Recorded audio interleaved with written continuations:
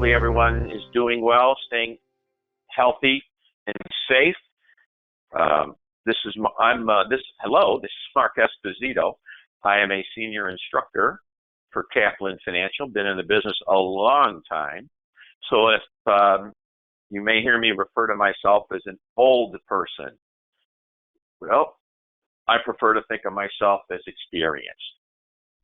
But what we're going to be doing today is, I hope everyone is enjoying our April complimentary webinars. Today's is going to be on trading securities.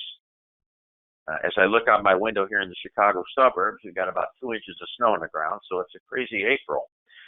But what we're going to do here, we thought, because of all the crazy things going on in the world, we at Kaplan, since we are the largest securities education provider, we thought what better way to help our students and our potential students is to have these complimentary April webinars. There are going to be 4 left. Next week, we'll have type of risk on Monday, suitability on Wednesday, economics on Friday, and then I'll be back to, on Monday the 27th, the anatomy of a question. What we're going to try to accomplish with that is replicate what a lot of us do in our live classrooms. I always try to go, and I teach all the classes that basically Kaplan offers, except for some of the more esoteric ones, but I teach the 3, the 6, the 7, the 65, 66, the 63, the SIE, 9 and 10. I've been trading options longer than I've been actually in the business. So speaking of options, by the way, I wanted to remind everyone that because I'll be doing the presenting, I won't be answering the questions. Who you will have there doing that is in the capable hands of my boss and the boss of all our instructors. And in fact, she actually did the options webinars, Giggs Taylor Stevenson. I was moderating for her 3 options seminars. So most of you I've either dealt with as the moderator answering questions, or back I did the first presentation on primary and secondary markets. So what we're going to be doing today, everyone, is I'll be presenting. And again, it's 90 minutes, everyone. Remember, we're going to go till 1:30 Central Time. So 90 minutes, Giggs will be answering the questions. Obviously, I will not do that because I'll be doing the presenting. But if you have questions, please direct those to Giggs. Now, when you do ask a question, please, if you can, give the slide number. I can tell you from all your fantastic responses to Giggs Options seminar, I was about 5 to 7 minutes behind answering questions. So that's why we want you to give her the slide number, because I may be on slide 20, but your question may refer back to slide 15. And frankly, she's going to be answering questions, so it's much harder for her to keep up with the presentation. She can, because she's the boss, and that's why she is the boss. I've had a couple students tell me that she should come out of retirement to do some of these classes and webinars, and she used to do all of them. But so I want to thank her for taking care of that today. So today, everyone, again, today is all about trading securities. Okay? So let's get the slides moving here. So what are we going to accomplish today? After this webinar, you should be able to review and understand the investor's market attitude, define various trading terms, understand the components of a discretionary order, recognize the role of a broker and a dealer, and identify the various types of orders and when they are used. All right, everyone. Now, I want to just go into how I instruct, and I've been doing this a long time, over 20 years just in the instructing side, besides handling all the other jobs in our industry over the years. These webinars are obviously going to cover all of the different exams. We have people on this webinar, SIE, 6, 7, 65, 66. So we're covering some of the broader topics that you could see in all the exams. We're not going to drill super deep, all right, everyone? But one thing I've learned doing this for as long as I have is the best way to remember things is to keep it simple. I'll be using examples. Try to be as real world as possible. We'll try to give examples. We'll try to give you shortcuts. And I don't mean shortcuts like you don't have to study. Of course you do. You've got to go through the materials. You've got to go through the Q bank. But what I mean by that is if we can give you an acronym to remember something, or a shortcut to remember something that you have to memorize, like 30 days or 45 days or something like that. We'll try to do that, all right, everyone? That's what we're trying to accomplish here with these webinars and what we're trying to do overall. So, let's get into it. What are we going to talk about first? We're going to talk about buying and selling, and this is actually kind of a review from my earlier primary and secondary markets webinar back on the first one back in, I forgot when that was. It seems like a long time ago, April 1st. And if you like these slides, everyone, it's because the boss, Diggs, put them together. Who doesn't like a good bull or a bear? But that's a key point, actually, when you think about it. Why? Because in the FINRA NASA exams, do you think they give you straightforward questions all the time? Of course not. Now, we're going to cover this, obviously, in the anatomy of a question in a couple weeks. But this pervades through all of the exams. Every question's not just black and white. It's not what they do anymore. So here, we really need to remember, if someone's bullish, they want the price of it, whatever it may be, a stock, a bond, a bottle of water, a house, a car. A bull wants the price to go up. A bear wants the price to go down. It's an important point that pervades or goes through all of the exams, everyone. And we're going to use certain types of orders to either establish or close a position. Now, think about that for a minute, everyone. When it comes to trading, there's only two things you can do. You can buy or sell. And there's also two other things you can do. You can either open a position or close a position. I call that 2 by 2, right? That's a total of 4. You can either open a position or close a position. You can either buy or you can sell. So I've merged those together, and I want everyone to write this down. We don't put everything down in a slide because then you look at it. And that's a great way to learn, right? Seeing and hearing. You know the best way to learn something? This is proven. This has nothing to do with securities exams. This is about any type of exam or any kind of subject. The best way to learn something is to see it, to hear it, and for you to write it down. So I want you to write some things down. You will get a copy of this webinar. If you registered it, you'll get a copy of the webinar. All right? So you'll be able to take notes.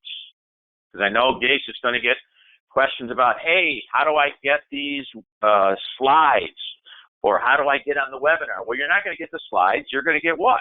you'll be able to view the copy of the webinar. And then you can see the slides, okay? But again, the key point I want to make here is I want you to write this down. So, now, I'm going to give you the acronyms. The acronym BTO. Write down BTO with an arrow to the right. BTO, arrow to the right. The letters BTO with an arrow, draw an arrow to the right. And then after that arrow, put down STC. Don't worry, I'm going to tell you what they mean.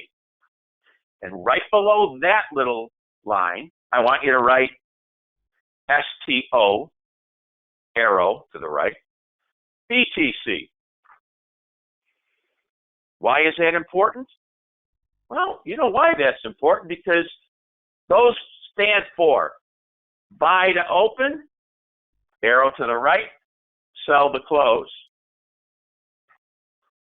Or sell to open, arrow to the right, buy to close. As simple as that sounds. I think everyone on this webinar understands exactly what I did. But do you think your brain's going to be in the same spot in question 3 as it may be in question 117? If you're doing, say, a 65 exam, 3 hours later, do you think your brain's all ready to go? Oh, I'm ready to go. When we start, we always are.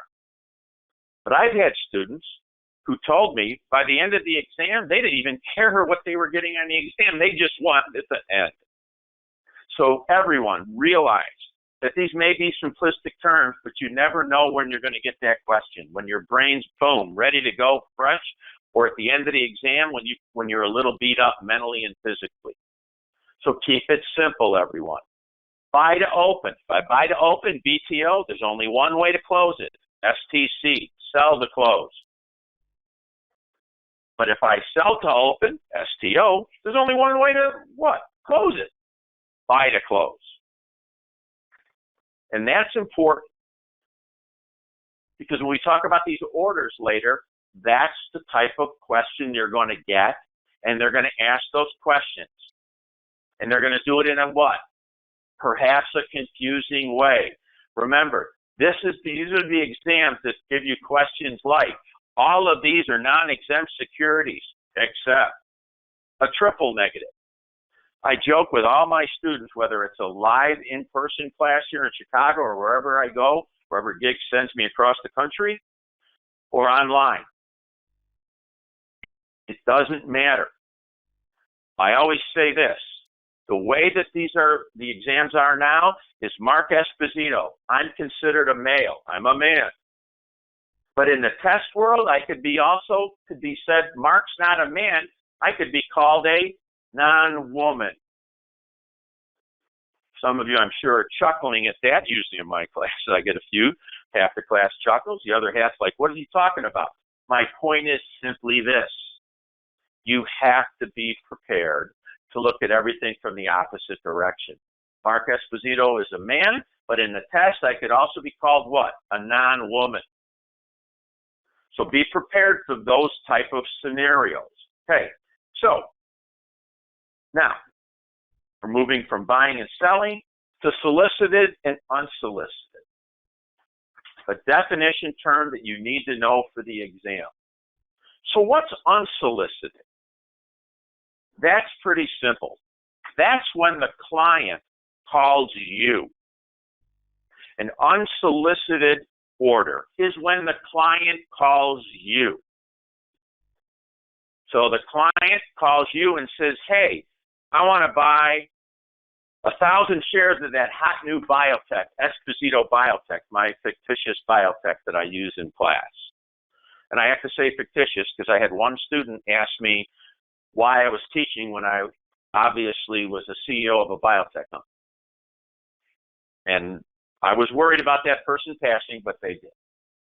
So that's a fictitious company, okay? But when the client calls you, what is that? That's a what? Unsolicited order. Why is that important? Because later on, we're not going to cover it today, but when you take your exams, especially your blue sky exams, your state exams. There's going to be questions because certain transactions are exempt. Again, we're not getting into it. I'm just giving you an example. You need to know the definition of solicited versus unsolicited. So what's solicited? That's when you, as the registered rep, call your client. Hey, Mr. or Ms. Client, buy this company. So know the difference between solicited and unsolicited.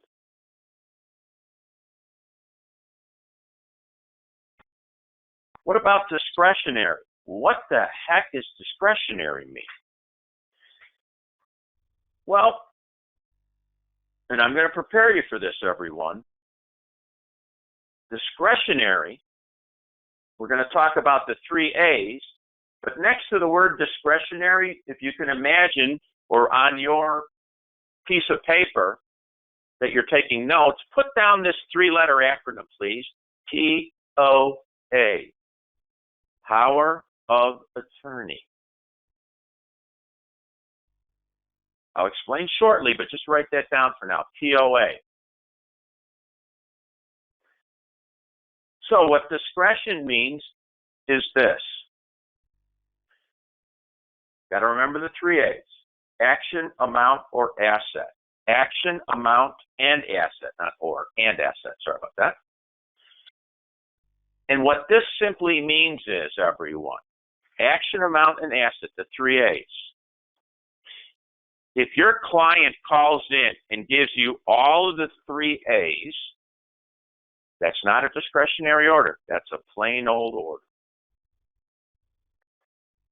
So, action, amount, and asset. I have a phrase that you may want to write down, because I will tell you this.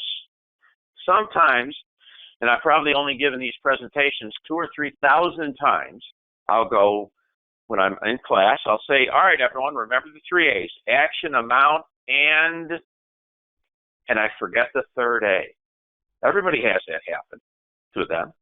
Heck, you'll all be taking your exams, and for good chance at least once during your exam, for 3 seconds, you'll forget your name and what you're doing in front of this monitor. So it happens.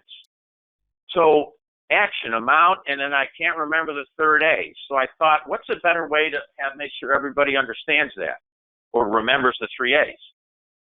How about buy 100 shares of Esposito Biotech?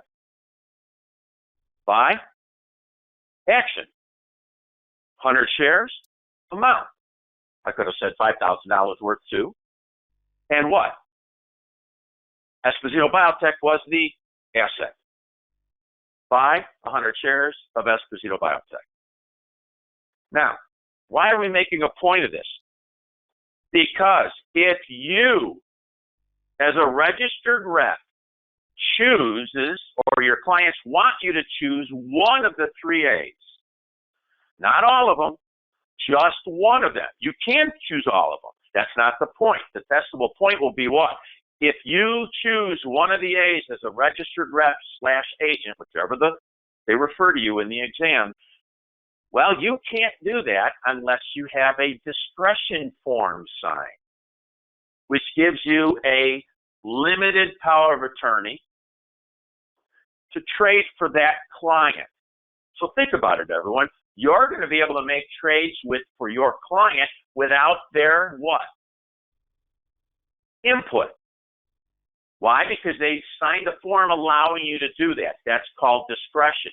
On these exams, from the SIE to the 7 to the 63, 65, or 66, or 6, you're going to get a question or two on discretion. You need to know, you need to recognize what it is, and as importantly, you need to know what?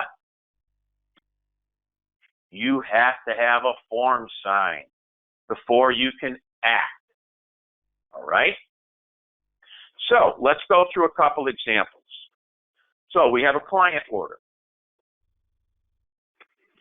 And we're going to decide, is it discretion or non-discretionary trade? So we got what? Buy 1,000 shares, of Esposito Biotech Inc. at the market. Is that all three A's?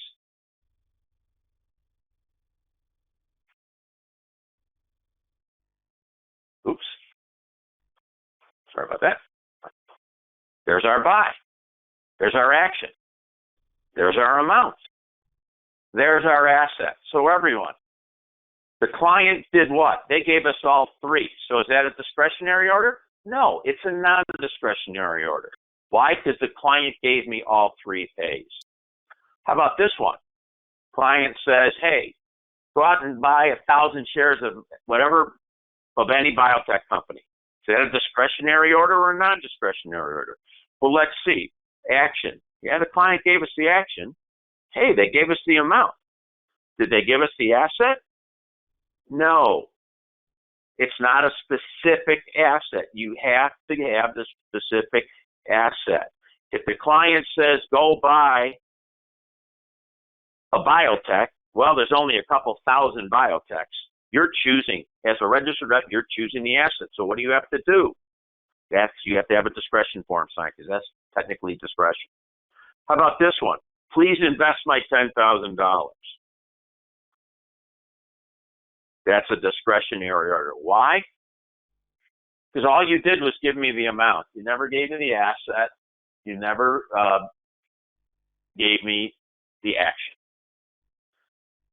And last but not least, buy 1,000 shares of Esposito Biotech when you think the price is right, meaning you, the registered rep. Well, buy. There's our action. How about our amount? Yeah, that's there. And our asset's there. Sweet. The client gave me all three. So that's a non-discretionary order. I don't need a form for that. But some of you are going, well, wait a second. I'm choosing price or time, and time in this case, when you think the price is right, which is actually price and time. Okay? Think of it this way. Does the word price or time begin with an A? The answer, no. So you do not have to worry about a discretion form to be signed prior to the what? Execution of the trade when you determine price and time. It's as simple as remembering that neither of those words begins with the letter A. Now, we're going to talk about quotes. Why? Because, well, everything in our world revolves around what we're going to pay for something and what we're going to receive for it if we sell it. So, in our industry,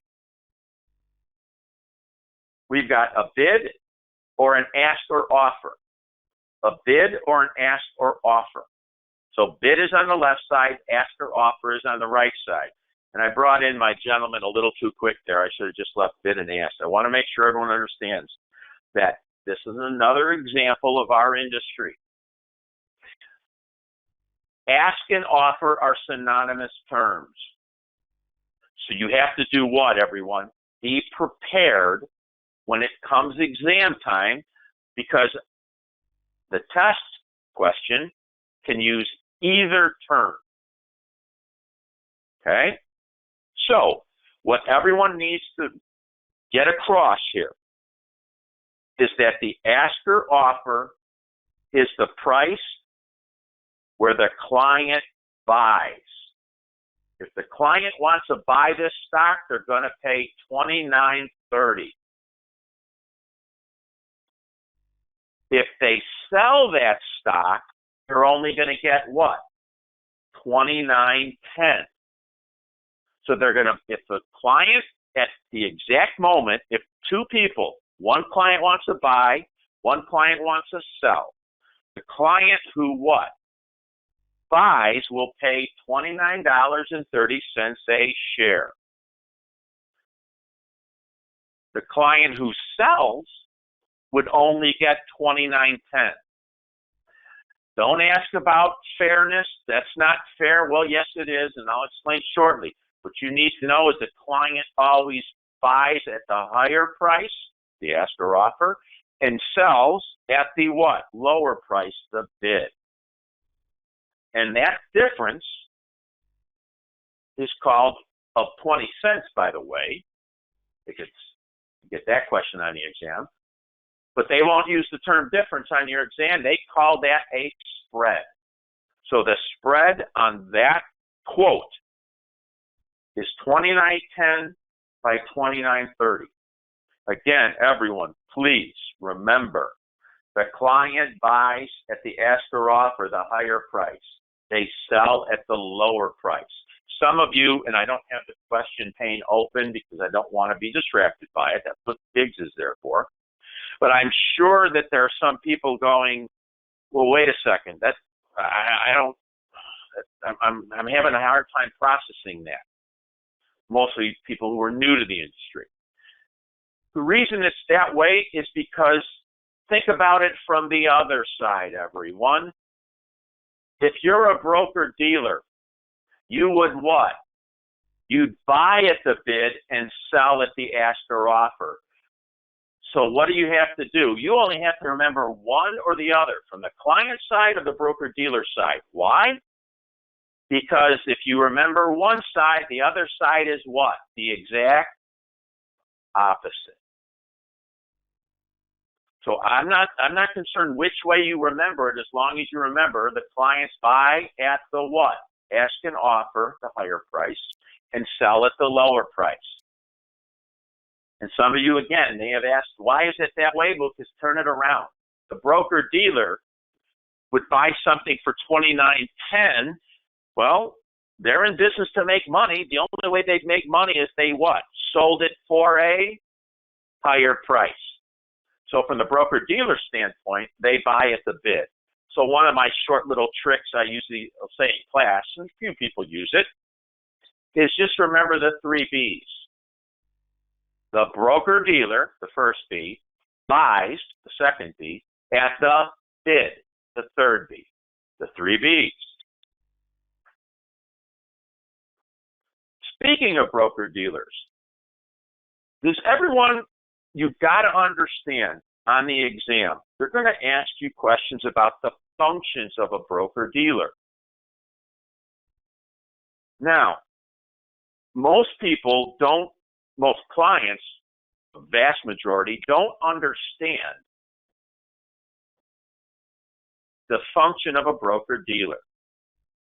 They're very distinct functions, acting as a broker and acting as a dealer. You work for a broker-dealer. Believe it or not, your firm and you yourself will actually have 2 distinct functions. So first thing we're going to do is look at the broker side. And the broker, when I ask this question, no matter where I go in the country, I was in Boston and New York earlier this year. I was just down in Florida a bit before everything went crazy with the virus. And no matter where I go, I've gone to Oklahoma City, Salt Lake City, Troy, Michigan, Milwaukee, wherever I go, I ask people, what's the first thing that comes to your mind when you hear the word broker? And then the majority, the number one answer I get is a real estate broker. Everybody knows how a real estate broker works, right? They bring buyers and sellers together. Well, what do you mean they bring buyers and sellers together, Mark? How's it going to ask me on the exam? Well, watch. When you're dealing with a broker, you have to remember your ABCDs. Everyone, you've got to remember your ABCDs. So a broker has agents that form an agency relationship that work for a broker that charges commissions that are disclosed. So if any of you on this webinar have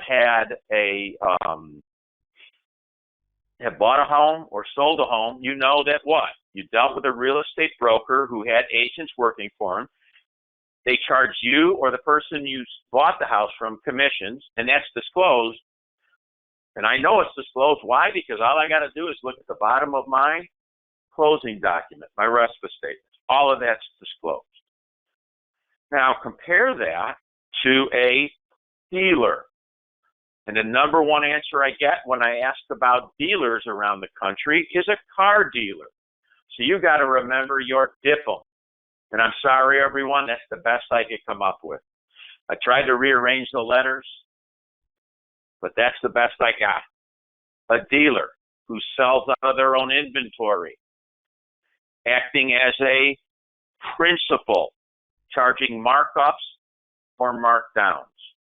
So think about this when you go into a broker deal or when you go into a car dealer. What does a car dealer do? The salespeople do when you walk into the lot or into the building. Do they tell you, oh, hey, if we can't find you something, we'll send you across the street to our competitors? Of course not. What do? They try to sell you something out of their own inventory. And that's important because they don't charge commissions, they charge what are called markups and markdowns. And what that means is simply this. You go out and buy a car, and the sticker price is $25,000, and you offer to pay them $500 over their cost, whatever their cost is. And you ask them, hey, what's your cost? Are they going to tell you what they paid for that car? Of course they don't. That's called a markup. Could be a markdown if they're buying your car from you. You're selling it to them. Markups and markdowns. Everyone, I think, can remember the broker side. You remember a real estate broker. The dealer side, you remember a car dealer. Now, I know some of you on this webinar are thinking, great, this guy told me about cars and homes. How's that helping me on the exams? And if you're thinking that, everyone, or the people that are thinking that, and I don't think too many people are, but I'm going to make this point anyway for the exams, if you're thinking, how does this help you, cars and homes? Well, it helps you because it doesn't matter if it's a car or a home. It could be a stock. It could be a bond. It could be anything, everyone. The principle is the same. So think of it this way. Apple, it's the most widely held stock in the United States. Every broker-dealer in the test world will have Apple in their inventory. So what? You get a test question, they're going to ask you what capacity are they acting on, a broker or dealer side. Well, Apple is going to probably, in 99% of the time, they're going to be acting as a what? A broker or dealer side, everyone. The dealer side. Why? Because they're selling it out of their own inventory. They have Apple. They bought Apple and they have it in their inventory. They're acting like a car dealer. But what if someone wanted to buy 1,000 shares of Esposito Biotech? Do you think a broker-dealer is going to have some small little biotech stock in their inventory? No. What are they going to have to do? They're going to have to go out and find it. Well, they're acting not as a dealer. They're acting on what side, everyone? The broker side. That's why it's important, because come exam time, you may, in a long question, they may just give you the words markup and agent, or commission and inventory. That's why you got to remember your ABCDs from your DIPMs. You remember those, you'll answer every one of those type of questions correctly, which is the whole point of all of this, correct, everyone? I would hope so. Now, what's inside the market? Well, inside the market, we're starting to deal with someone called a market maker. Now, remember, everyone, on the last slide, we talked about the dealer function, right? When we had it in our inventory. All market makers are acting on the dealer side. Why? Because if someone said to you, what's a market maker? I don't know, I'd probably be a wise guy and say, well, a market maker, gee, what do? Oh, they make a market. They're the ones that have it in their inventory. When someone wants to buy, they what? Sell it to them. If someone wants to sell, they do what? They buy it from them. They're they're the ones in the middle. When everybody's buying, they have to do what? Sell. When everybody's selling, they have to buy. That's what a market maker does. So anyone ever think about how I came up with that quote, or how we came up with that quote earlier when we did the quote 2310 by 2910 by 2930? Well, what happened is we had a group of market makers who had their bid and ask prices in. And in this example, we have 3 of them. But for a stock like Apple, there's thousands of market makers. So what does inside the market mean? What it means is you've got all these market makers with their bid and ask in. What inside the market is, it's the highest bid price and the lowest ask price. So when you go to a computer screen and see a price of 2910 by 2930, that's not just from one market maker.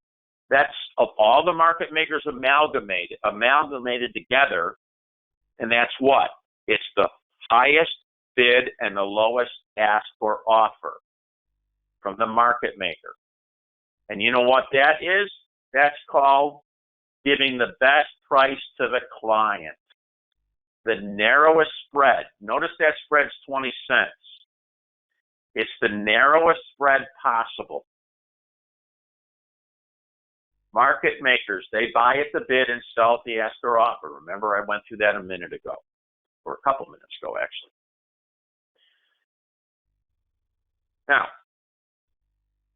Now we're going to get into our orders. And this is a bulk. This is the bulk of our webinar. It's over half. We got 45 minutes left. We're about halfway through. And the rest is just going to be on orders. I wonder why we're doing that. Maybe because it's a large part of the exams, no matter what exam you take. These are one of the subjects, everyone, that you'll find on every exam you take. We all know that the blue sky, the 63, 65, 66, the state exams have more laws in them. Yes, because they're by the states. They have the state securities laws. But every exam, I don't care what you take, has trading questions because trading is the crux of what our industry does. So we're going to talk about market and limit orders first. They're the easiest orders, which usually means you won't get as many questions on those in the exams, right, everyone? They don't give you the easy questions. They'll give you a few, but 60% of them are going to be harder subjects. But we can't get to the harder ones till we understand the easier ones. So what's a market order? Start off with a market order. That's executed immediately at the best available price. Now, what does best available price mean? That's one way to say it. You know what another way to say it is? Whatever the next price is. Whatever the next price is. Think about that, everyone. Market orders. You put an order in to sell or buy at the market. You're not putting a price in. It means you're going to get whatever the next trade is based on whatever the next price is. Some of you may be going like, well, geez, that could be crazy. How do I know what I'm going to get? If you're asking that question, congratulations. You're well on your way to understanding. Because that's the whole point. A market order could be executed if the stock was trading at $30. The next price theoretically could be a penny or $5,000. It's whatever the next price is. But just think about it. Is that good if the market's crashing, like when we had the meltdown a couple of weeks ago? Some people may have said, what? I just want to get out. I don't care at what price. That's the crux of a market order, everyone. The price is not guaranteed. You're guaranteed execution, but you are not guaranteed a price. Sometimes I call it simply just get me the heck out of this position if I'm selling in this crashing order. Or theoretically, if Esposito Biotech we just came out with we just said we're going to be able to cure some disease, or we came up with a vaccine for the COVID-19, well, then I might put a market order on the upside, because I don't care what I buy, because this thing's going to the moon. So price is not guaranteed, but execution is. That's important, because that is not how limit orders work. Limit orders execute at a specified price or better. I'll get to that in a minute. Buy limit, sell limit, we'll explain shortly. Or better is the key two words for limit orders. But the key with a limit order is, is this, everyone. A limit order, I am not guaranteed execution, but I am guaranteed a price or better. So I'm guaranteed a price or better, but I am not guaranteed execution. And for those of you asking, is there something that guarantees execution and price? The answer is no. You can get one or the other with these two orders. There is no order. There's no holy grail order out there, everyone. So let's look at the limit order. Executed at a specified price or better. What does a or better mean? Well, buy limit, it's the limit price or lower. Sell limit, it's the limit price or higher. And those are just words.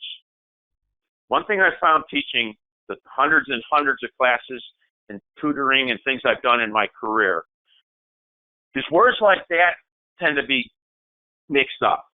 So let's use what I like to call common sense. Use that 12-pound thing on your shoulders called your head. Everyone, if you were going to buy, I'm an ex-golf pro. I played the tour for a couple years. I like to buy putters. So if I wanted to, buy a putter, and the price was $200, and I said, you know what, I'm not paying $200. I'll pay $150 or better to buy that putter. What does that mean, everyone? Does that mean, that means what? I'll pay $150, but I'd like to pay what? Less than that. So don't worry about the words. When it comes exam time, everyone, the words can be mixed up. Bring it back to a common sense example that you can use while you're sitting in that chair. And if it helps to remember me buying a putter, well, if I'm going to buy something, I'll pay $150 or better. Doesn't mean $150 or more. No, I don't want to pay more. I want to pay what? Less. Just like if I was selling an old putter for $75 and I said, hey, I'll sell it at $75 or better, what does that mean? Well, I'd like to get, I'll take $75, but I'd love to get what? More or less? More. So, buy limit order. So let's use an example that you'll see in the exam. If an investor wishes to purchase shares of a stock, the order would be placed. So here we got support resistance. Now, don't worry about this for the exams right now. This is a technical analysis, but we just kind of use it as an example. So I want to purchase shares of stock. I want to buy. And the current price of that stock is $70.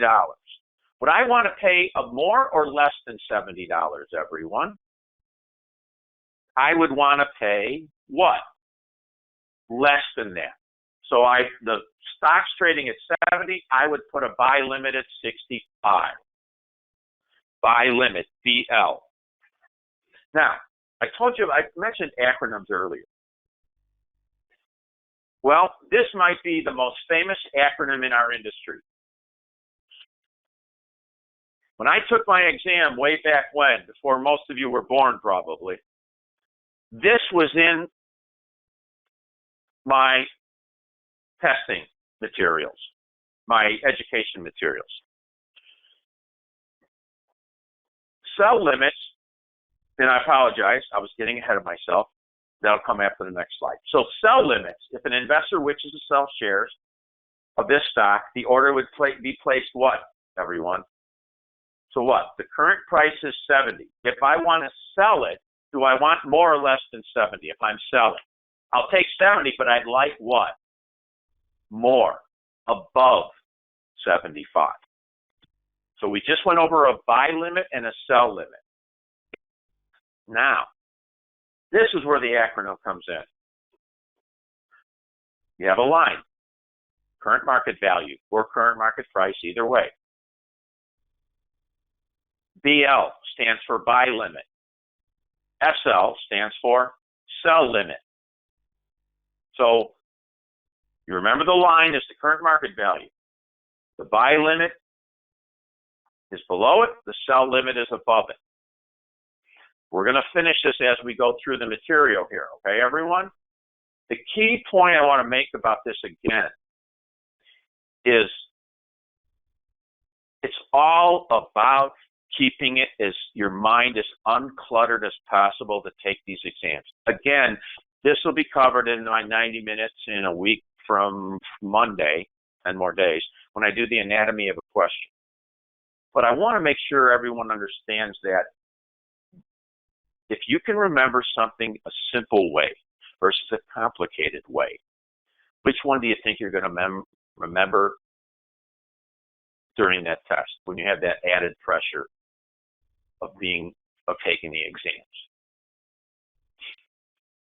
So we just did market and limit price. We're going to now do our third type of order called a stop order. This is the order that, in all probability, if you get a question of why an order is being made, is being created, why are you creating this order? 85% of the time it'll be based on the question will be based on a stop order. Why? Because stop orders are probably the most useful orders you can have. They could be used for the following: limit losses, protect the gain. I want to stop there for a minute. Limit a loss. Think about it, gang. Common sense. I buy Esposito Biotech at $10 a share. It could go up or down. I hope it goes up. But if it goes down, will I write it down to 0? No. What might I say? You know what? I'll accept a 20% loss. So if it gets down to 8, I want to get out. I'll take my loss and run. Trust me, I've been trading options for a long time. Sometimes the best trades I've ever made are when I took a small loss. Why? Because it kept me from what? Taking a big loss. And you'll get questions like that on the exam. But how about protecting profits? How do we protect profits? Well, if we were on Giggs' seminar last week on hedging option strategies, we would have used a what? We would have probably bought a put if we were long Esposito Biotech. But we're not there. We're what? On orders now. So how would I protect the profit? So I bought Esposito Biotech at 10. It's now at 30. But maybe, everything doesn't go up all the time. Maybe I should protect my profit. Sure. So what might I do? I might put a stop order in at 25. So I bought it at 10. It's now at 30, but if it what? Starts to come down, do I want to ride it all the way back to 10? No. I may what? Put a stop order in to protect my profit. And then the third one, you can use it to actually create positions. Obviously, the first two are closing transactions. How do I know that? Well, I have to be in a position to limit a loss or protect the profit. But I can use these orders to actually get in positions and usually technical analysis. And we're not going over that today, but most of you will see that in your exam somewhere. Technical analysis uses these orders to get into positions. The key with a stop order is it's a contingent type of order because it's two parts. Once we get to our stop price, it'll be triggered into a market order. Everyone, remember that. Stop orders trigger into market orders. Here's an example. So an investor sold 100 shares of ABC short at 83. So gang, remember, we opened a position by selling short. Selling short is not buying. When we buy stock, we want it to go up. We're bullish. When we sell it, we want it to go what? Opposite of bullish is bearish. We want it to go down. So we sold it short at 83. So we sold it at 83. We have to buy it back, hopefully at a lower price. But I don't want to be at risk of losing money if the stock goes up. Now, for those of you going, well, I'm not going to get this question on the exam. Yes, you will. You'll almost invariably, everyone pretty much on this call will get at least a shorting question on their exams. And that's from the SIE to the 7 to all the others. So I sold it short. I want it to go down. But what happens? I don't want to be risky if it goes up against me. Because I sold it at 83, I'd like to buy it back at like 63 and keep $20. I don't want it to go to 103. So what would I do? The current market value is $70. So we went from 83, we're down to 70. We've got a nice $13 gain. Do we want to give it back? No. What we'll do is we'll put it in order where? Above. The buy stop is above it. Why? Well, if I have a buy stop of 75, I'm basically saying I'm going to have about an $8 profit. Now, it's not exact. Why? Because that stop is not going to turn into, once that stop price is hit, it's going to trigger into what? A market order.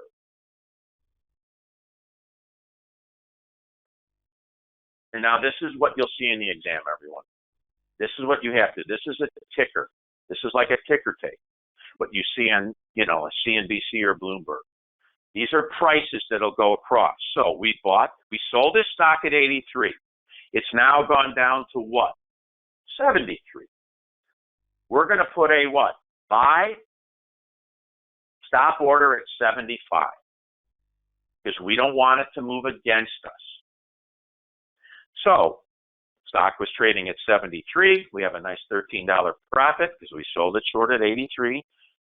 73. We've got a $10 profit. Excuse me. $10 profit. Sorry about that. So we put in our stop at 75. So what happens? We placed it at 70. We entered it while it was what? Above the current market value. And again, I'll go through the shortcut here in a minute. So this is the prices. 74, 75. Remember, we're buying here, gang. 74.90. Have we got to 75 yet? Nope. 74.90 again. 74.80. 75. So what happened?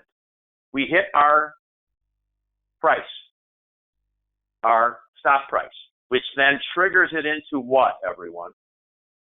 A market order. It triggers into a market order, which then means what? What's our next price?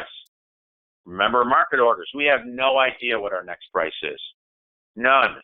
Why? Because it could be anything from a penny to thousands to infinity to market order. And our investor has his hands up because he has no idea what price he's going to get. But he understands he's out. And frankly, unless it's a crazy move, he's going to lock in a fairly nice profit. And that's the whole point. That's a buy stop. Now, where do buy stops go? Above the current market value. Again, don't hit gigs up with a question of why yet. I'm going to get to that. Okay? Because as a moderator on most of these, we have the same students. We've got a lot of sharp people on these webinars. And you have a tendency to get ahead of yourself. And I understand completely why. But we probably anticipated 80 to 90% of it. So hang in there with me, everyone. So now we got a buy stop limit order. We've added the word limit to it. So again, same scenario. We shorted these shares at 83. but we really don't want it going against us. Think about it, everyone. I shorted shares at 83. I want it to go down, right? I'm bearish. How high could it go against me? Look up. What do you see? Well, I see open sky. That's known as unlimited. You think it's a good idea? You think clients like to hear, hey, this position, what kind of loss, what's my loss, maximum loss in this position? You think they like to hear the words, well, I can't tell you, it's unlimited. No. So, again, we sold these short at 83. We're going to put a buy, 100 shares at 75 stop. But we added one little 5-letter word after it, limit. It's still at 75. But they didn't have a limit price after that. Wait a second, it doesn't have a limit price.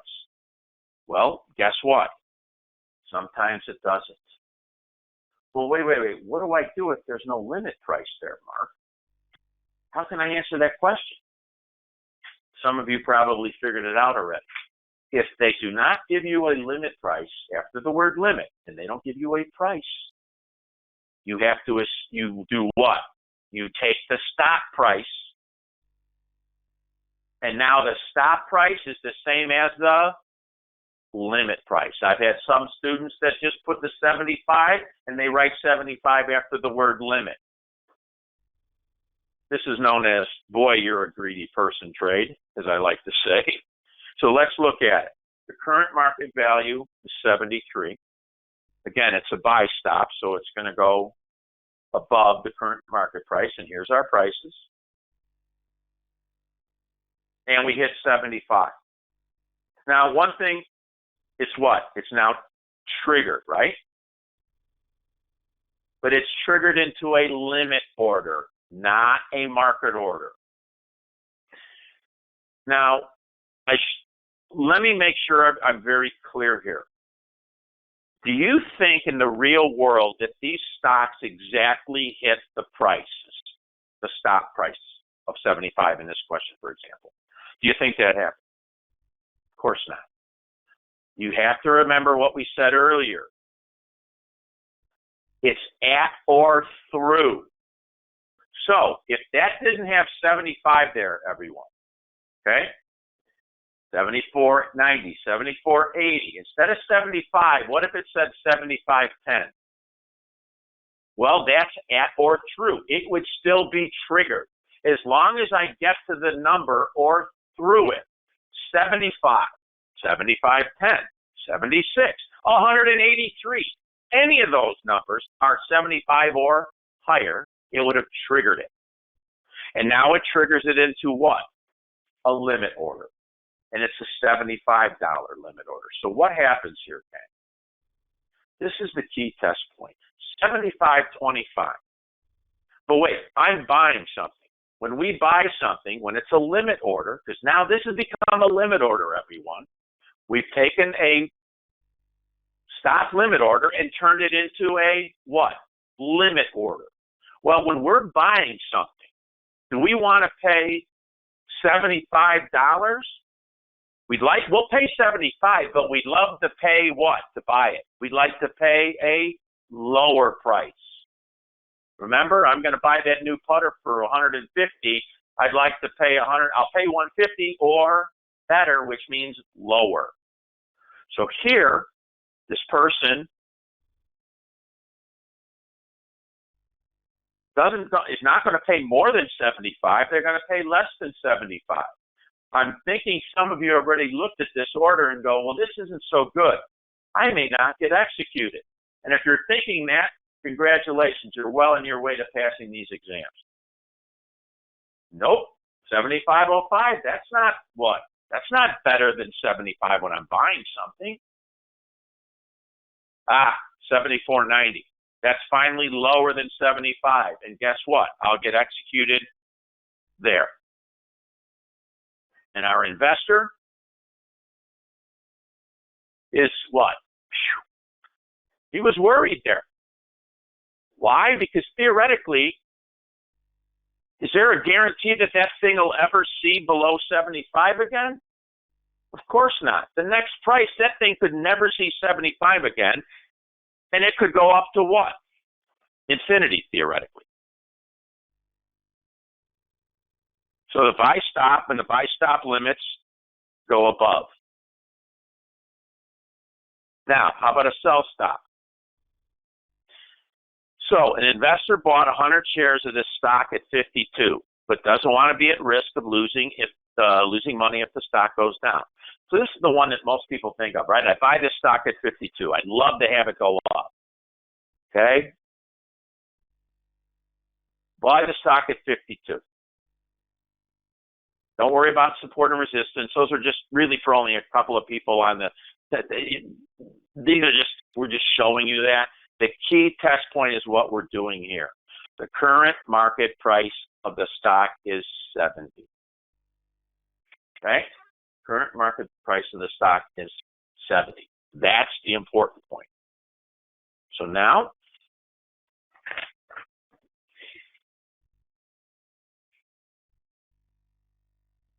we're going to sell it what? Underneath that. Now think of this, everyone. We bought the stock at 52. It's now at 70. That's an $18 gain. That's good. But there's an old saying at Wall Street that says pigs get fat and hogs get slaughtered. Don't be a hog. So what are you saying? The worst thing you could ever do as an investor is take a position that you made money in and turn it into a loser. So what would you do? I bought it at 52. It's now trading at 70. Well, I'd like to have it go higher. I hope it goes higher, but I'm not going to give back too much of that gain. So I'll put a sell stop in at what? Below what it is now. That way it gives it room to go up still. But if it gets down to 67, I'm going to be out. Don't know what price, but I'm going to be out. And that's the key concept that you have to know for the exam, everyone. So here's the ticker that you'll see. I'm going to sell 100 shares at 67 stock. The stop price is below the current market value. And again, don't worry about that. The acronym's almost done. So here's our ticker. Order was entered when the stock was trading at 68.70. So remember, gang, we're not going to sell in this until we get to what? 67 or through it. So 68.75, 68.90, 67 and a quarter, 67.10. Uh-oh, we're getting close. What happened? It didn't hit 67 exactly. It doesn't have to. It hit at or through. 66.75 is less than 67. So what? It was triggered, sometimes called elected, triggered. Well, what is this? Remember, gang, what does a stop order trigger into? A market order. And we have no idea what price we're going to get, but we're pretty much going to get what? Out. That's the whole point. And last but not least, the sell stop limit order. So it's the same scenario. We bought 100 shares at 52. But we don't want to be at risk of losing money if the stock goes down. Okay? So the stock's up again, right? So it's a sell stop at 67 stop, limit 65. Notice what we did.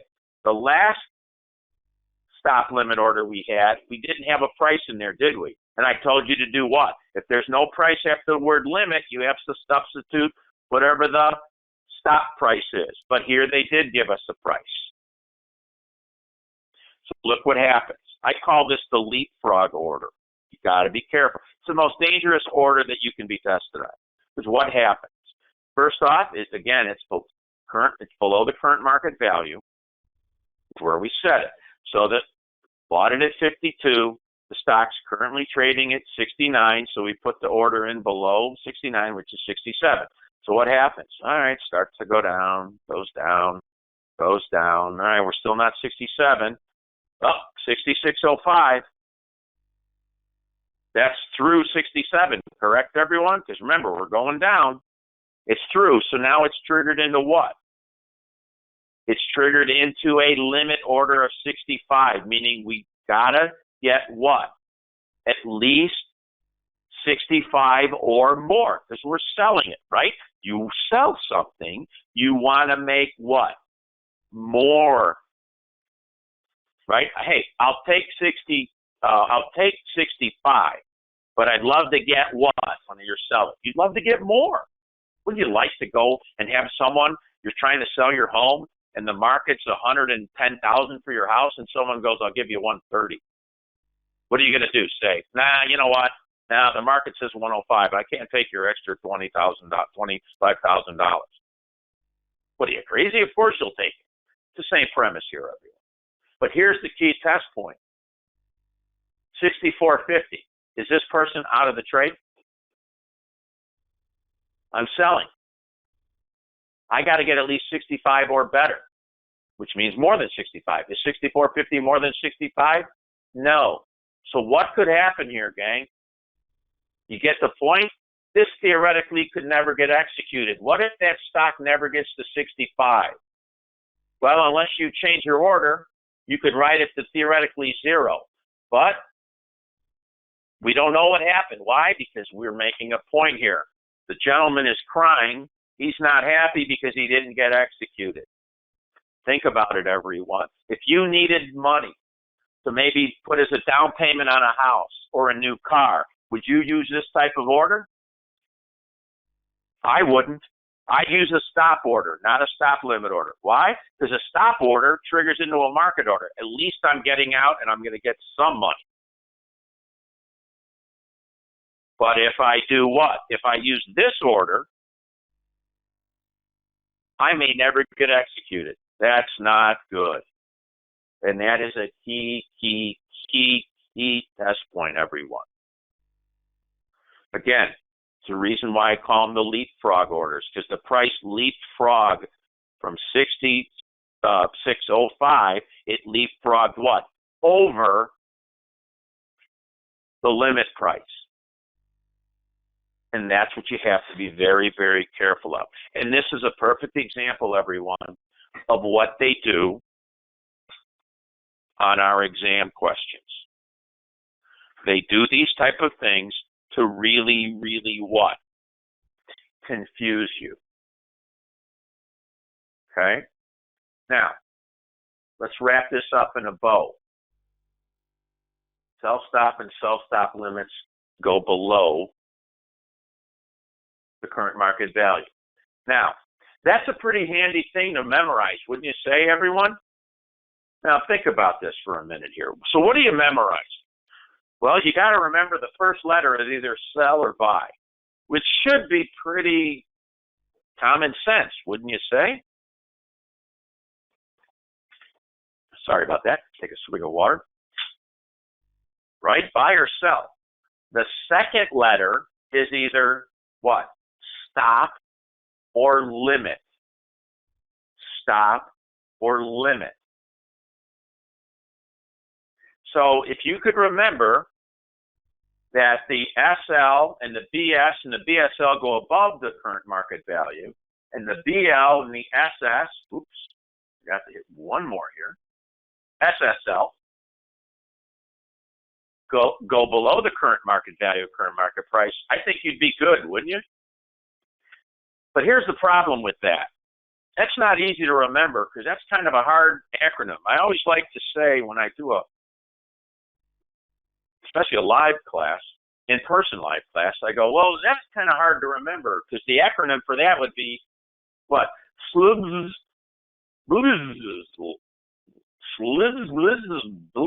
Wow, what the heck is that?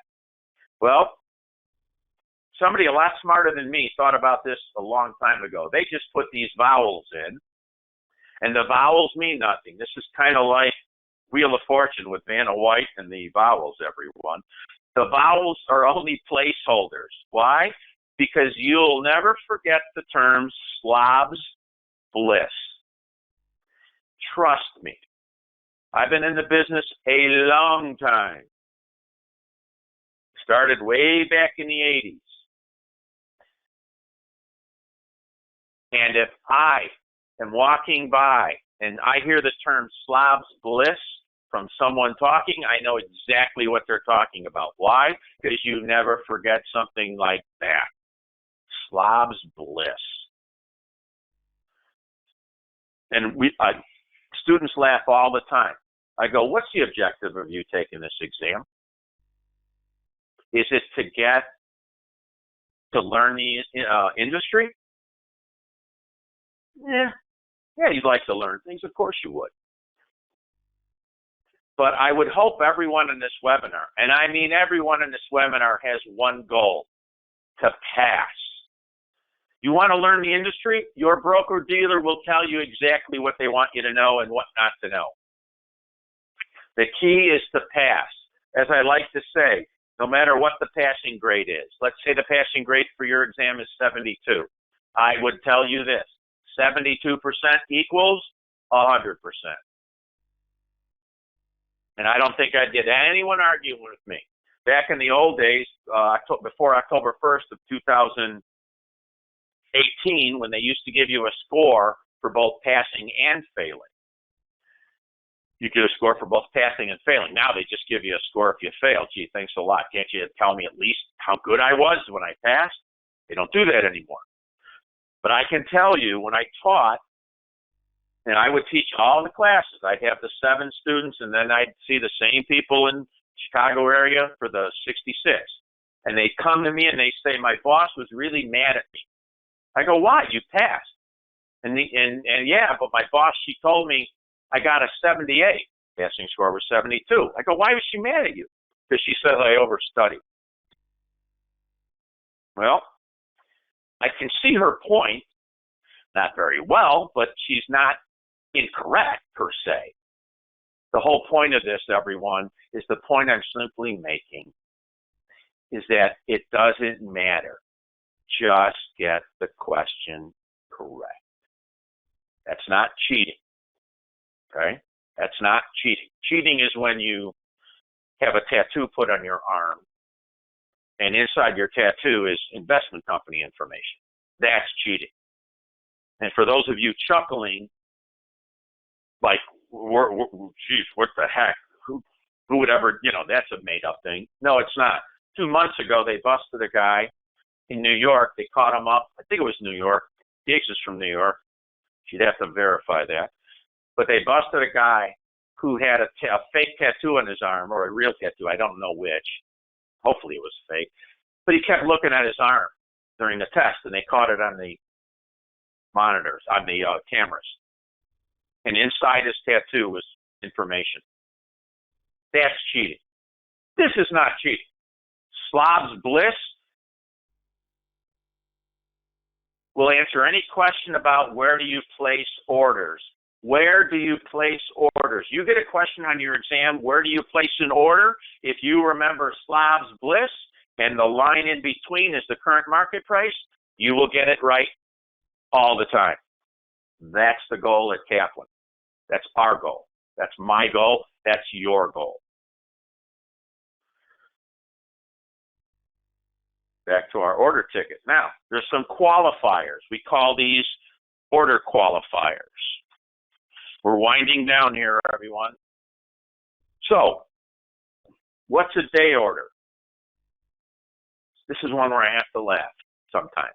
Sometimes the answers are as obvious as they sound. A day order is good for, let me think about this.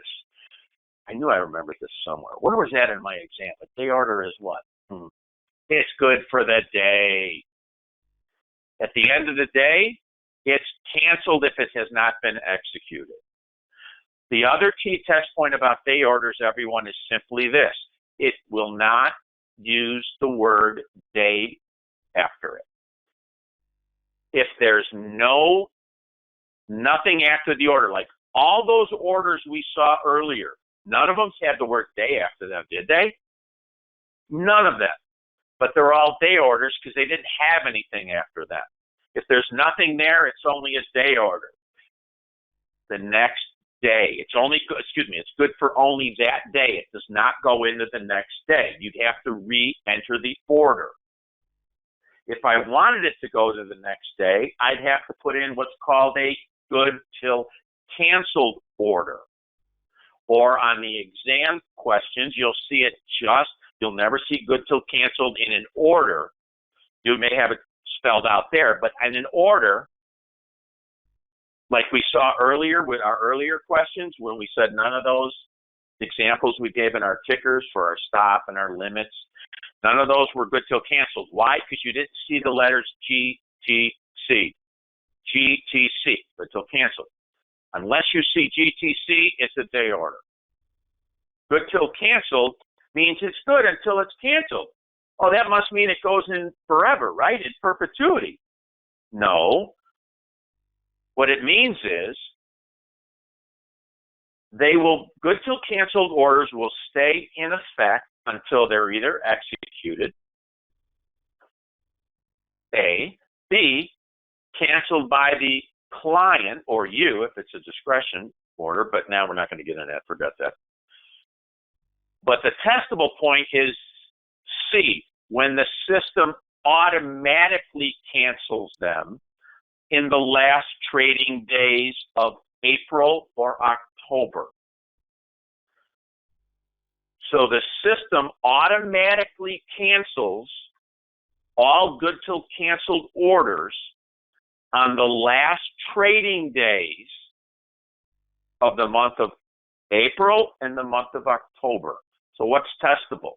Last trading days of those 2 months of April and October. Not the last day. I don't mean April 30th and Halloween, October 31st. What I mean is the last trading days, which is what? Monday through Friday, except what? Holidays. Okay? We'll finish up here with trade settlements and confirmations. Trade settlements. What does settling mean? What the heck does that mean? Well, let's just memorize the numbers first, and then I'll explain. TD stands for trade date. SD stands for settlement date. It's T plus 2. It's called regular way settlement, T plus 2. The 2 stands for business days, everyone. It's 2 business days. So it's the trade date plus 2 days. On the exam, you'll see it shortened to T plus 2. That means 2 business days. Okay? 2 business days. So today's Friday. If it was transacted today, when's the next business day? Well, that's easy. That's what? Tomorrow, Saturday. No, it's not. It's what? Monday. T plus 2 would be Tuesday. It would settle on Tuesday. If I made that trade on what? Wednesday, it would settle on what? Friday. T plus 2. That's called regular way settlement. And again, I'm going to explain why in a minute. I need you to know if it's a cash transaction, it's same day. If it's a cash settlement, it's the same day. If it's a cash settlement, not a cash transaction, a cash settlement. Same day. Okay? Everything in our world is T2 except for U.S. government securities, which is T plus 1. Now, options are also T plus 1, but we didn't really want to get into that now, so don't worry about that. But it's probably just easy to remember that everything's T plus 2 except what? Government securities and options.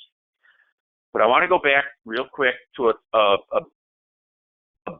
bigger point, so to speak.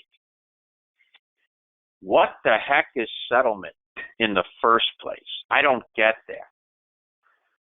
Yeah, you probably do, but you didn't think about it this way. So think of it this way.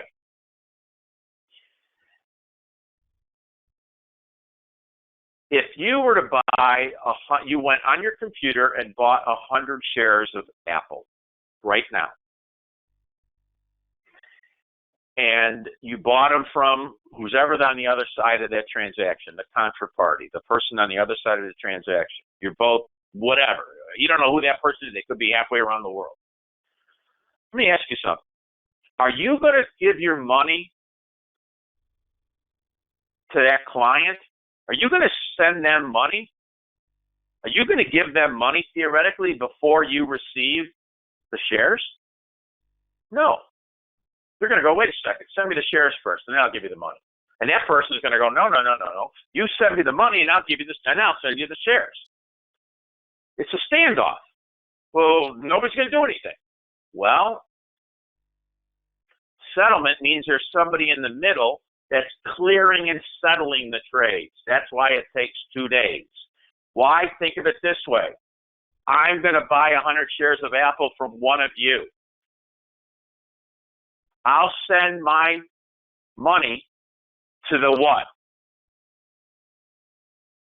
To the broker-dealer that I'm dealing with. They will clear and settle the trade. They'll wait for you to send the shares to them. They'll then have both of them in their possession, and they'll do what? They'll then send me the shares I just bought from you, and they'll send you my money. Hey, it's a middle person. It's a broker-dealer. That's called clearing and settling trades. If we didn't have that, nothing would ever be done, because you're not going to trust the person on the other side of the transaction. That's called clearing and settling. That's why it takes 2 days to settle trades. Okay, T+2, that's the testable point. And last but not least, all these things that we just talked about today, orders, the settlement dates, all of that has to be put on a trade confirmation. A trade confirmation tells the client exactly what happened, what securities were bought, at what day, at what time, at what price. What are you acting? What capacity are you acting? All of these are on a trade confirmation. The key testable point, and you can see all the different things there. Don't worry so much about